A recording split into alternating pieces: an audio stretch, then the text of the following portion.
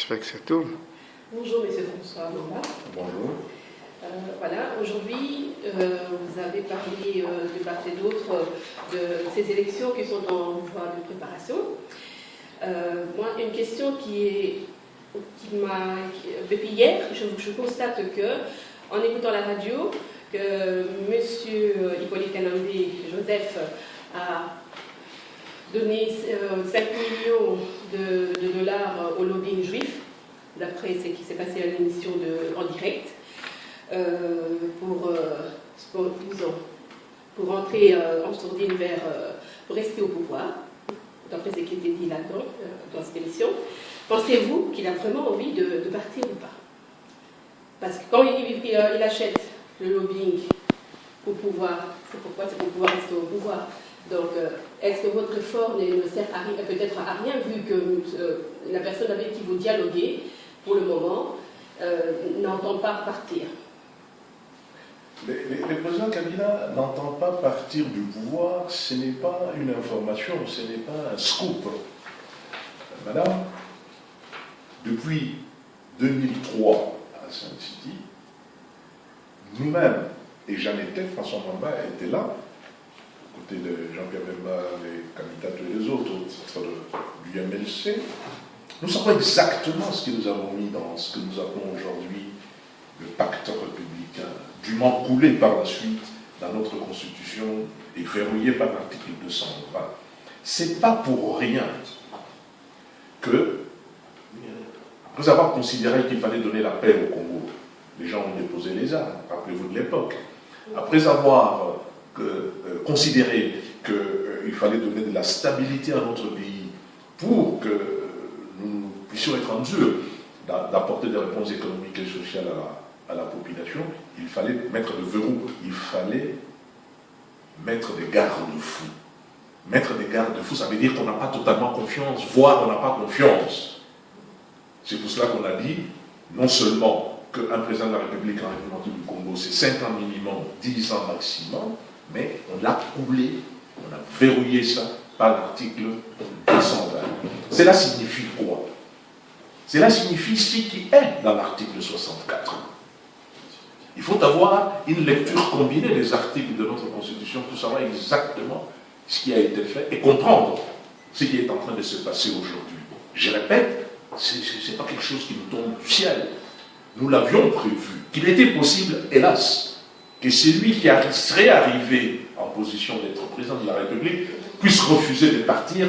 C'est là la réponse concrète à votre question. Le président Kabila ne veut pas partir. Maintenant, puisque, d'une part, des précautions ont été prises, il faut actionner ces précautions, il faut actionner la Constitution, et donc par conséquent, l'article 220 d'une part en disant il n'y aura pas de troisième mandat, mais également, puisque vous ne voulez pas partir malgré tout, il y aura l'article 74 et l'opposition 64, excusez-moi, 64, et que l'opposition que nous sommes, respectueuse des lois et la loi suprême, la loi fondamentale étant la Constitution, nous allons créer les conditions pour obtenir cela. L'article 73 ou 74 dit que tant qu'il n'y a pas de président d'élection qui aurait élu un président, cela veut dire qu'il restera là. Tant qu'il mettra des autres, parce que pour l'instant, il n'a pas eu des élections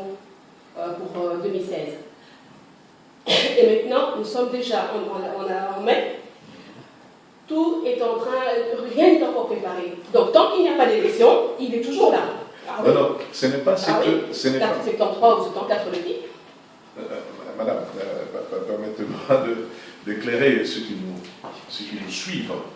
L'article 74, 74, comme on dit en France, ne dit pas cela. C'est que l'article 74 dit, 74 dit, je n'ai pas le texte devant moi, mais voici l'intelligence, c'est qu'il reste, celui qui est là reste jusqu'à la remise reprise avec les présidents élus. Élu, mais pour l'instant, il n'y a personne qui est élu.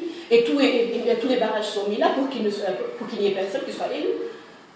Vous ne voyez pas que il joue avec ces jeux-là, on pourrait y arriver... Soyez patiente pour permettre aux gens de comprendre. Je répète, oui. Ça n'a de sens que s'il y a un président élu par rapport à qui?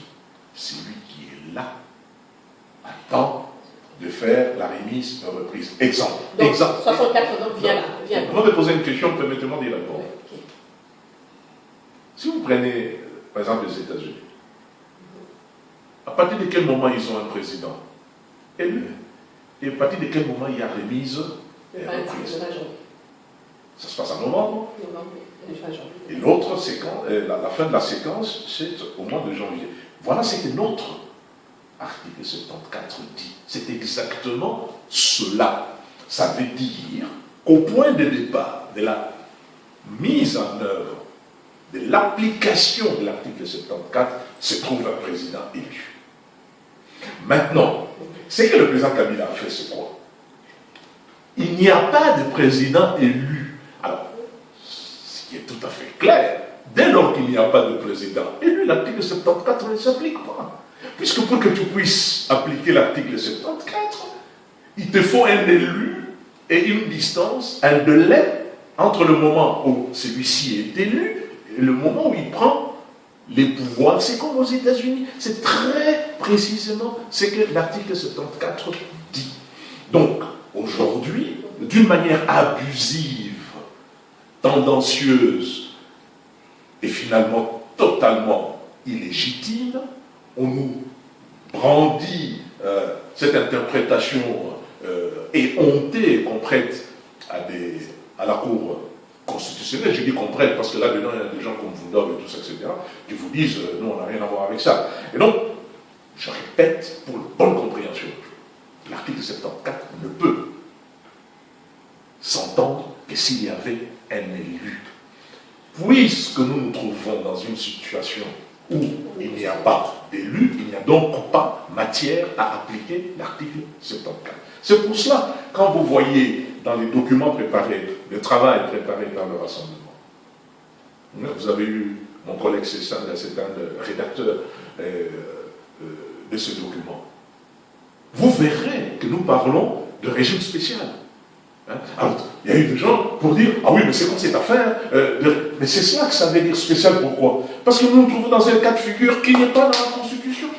Il ne nous est pas arrivé, et je parle là en tant qu'un des principaux négociateurs à Sun City, madame, il ne nous est jamais venu à l'idée, oui, à l'idée que quelqu'un va arriver et va refuser de partir, oui, ça vous savez, on a mis le verrou.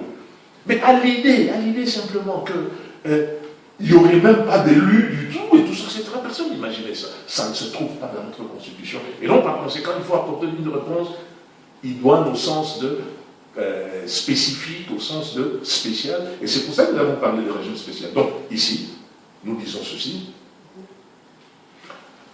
Ce que la Constitution n'a pas prévu est compensé par le contenu de l'accord. Donc, les vides qu'il y a du fait de la manière dont le président Kabila s'est comporté jusqu'à présent, nous avons dit il faut maintenant une lecture combinée entre la Constitution et l'accord. C'est pour cela que, du point de vue de la Constitution, il a cessé d'être légal. Le président Kabila a cessé d'être légal et légitime le 19 décembre 2016. Pour autant qu'il soit encore là, c'est en vertu de ce que nous avons mis dans l'accord. Le fait qu'il refuse d'appliquer cet accord, il est en train lui-même d'essuyer la branche sur laquelle il est assis, à savoir qu'il refuse cette légalité et cette, cette légitimité lui conférée par un document qu'il ne peut pas appliquer. Et donc, c'est pour ça que nous disons, attention, si c'est ainsi, alors ça devient une preuve qui appelle la mise en mouvement de l'article 64, puisque l'article 64 de ce point de vue est clair. Absence de légalité, absence de légitimité, mais vous voulez quand même rester, le peuple prend les choses en main. Et voilà. Oui, je crois qu'on n'a plus beaucoup de temps, mais juste une question sociale, oui. Du point de vue social. Les Congolais, l'eau est souvent coupée, l'électricité dans plusieurs zones, parfois un jour sur deux ou même pas. Alors, dans d'autres pays, en tenant compte que le Congo il y a plus de rivières que dans d'autres pays, le Congo est fournisseur d'électricité, pourquoi et comment, depuis toutes ces années, il n'y a pas eu des actions qui ont été menées spécifiquement pour, par exemple ici, je dirais, on recoupera l'électricité pendant une semaine, les gens vont sortir dehors pour bloquer les rues, personne ne serait passé. Pourquoi l'organisation de l'opposition n'a pas revendiqué déjà ce manquement alors que l'argent du pays est en train de sortir parmi les sorties? Non, mais merci pour cette question, mais la situation est beaucoup plus grave. Qu'est-ce que vous dites? Prenons l'aspect électricité, même l'eau. Quel est le pourcentage de Congolais qui ont accès à l'eau potable? C'est moins de 10%. Électricité, moins de 6%. Et vous êtes en train de dire, c'est exact, que même ces 6% ne bénéficient pas d'une manière continue à ces services-là. Mais moi je dis, la situation est beaucoup plus grave, parce qu'il y a plus de 90% qui n'ont pas d'eau potable du tout. Maintenant,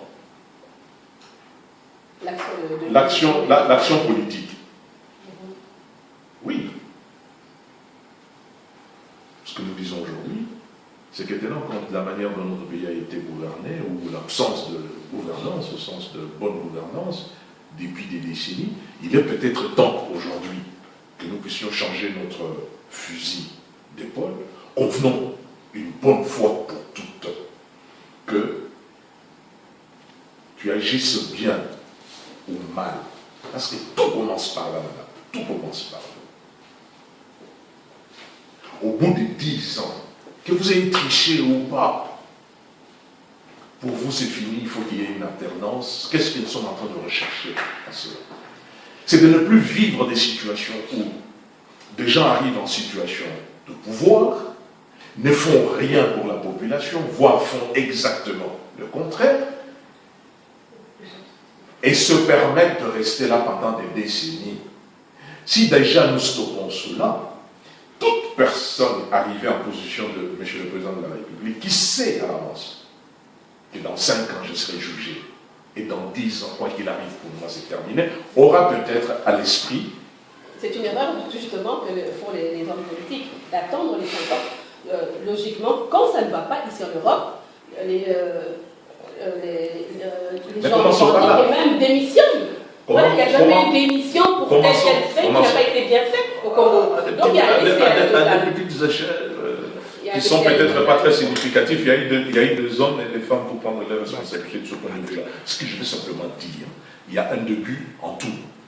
Commençons d'abord par l'aspect, comment on devient et combien de temps on reste au pouvoir pour qu'il soit possible que quelqu'un qui ne mérite pas d'être là, quelqu'un qui n'a pas à cœur de résoudre les problèmes des Congolais, puisse quitter ce pouvoir et ne pas demeurer là. Commençons par là. Plus tard, on arrivera peut-être là où les Européens et les autres Occidentaux sont arrivés, c'est que ce mécanisme que j'indique, lorsque ce n'est plus votre place, la population puisse à tout moment, pas seulement au bout des 5 ans, avoir la possibilité, on appelle ça impeachment, il y a des formules comme ça dans d'autres pays, notamment aux États-Unis, mais n'allons pas plus vite que la musique. Si déjà on arrivait à faire en sorte de pouvoir stopper le mal quand il est là, au bout de 5 ans, voire au bout de 10 ans, je suis convaincu que nous aurons remis placé notre pays sur de bons rails, qui plus loin, il faut voir ça en termes de générationnel. Vous savez, la vie d'une nation, c'est aussi cela. Ce sont des générations. Et donc, à partir de là, je suis convaincu que d'autres que nous, aujourd'hui, pourront aller plus loin et obtenir effectivement des mécanismes beaucoup plus courts qui permettent de réduire ces temps d'attente par rapport à quelqu'un qui ne fait pas ce qu'il doit faire. Et donc, on pourra peut-être terminer par là. Je ne sais pas si vous avez une autre question. Merci pour donc, moi, je suis optimiste. Je regarde l'avenir avec confiance. Mais aujourd'hui, je pense qu'il y a un combat incontournable. C'est la validation du pacte républicain. 2016 aurait dû être une année de fête au cours de laquelle, pour la première fois dans son histoire, la République du Congo allait connaître une véritable alternance. À cause du président Kabila, ça n'a pas été le cas. Donc ça redevient les combats essentiels. Lorsque nous serons arrivés, et nous sommes derrière Félix Tshisekedi, nous sommes derrière son leadership pour cela, pour que nous conduise avec tout le peuple à ce résultat-là, lorsque nous serons arrivés à cela, nous organiserons des élections transparentes, et à partir de ce moment-là, je pense que ça sera un nouveau départ pour que ce que nous avons rêvé en 2003 puisse devenir une réalité. Ok, je vous remercie. C'est moi.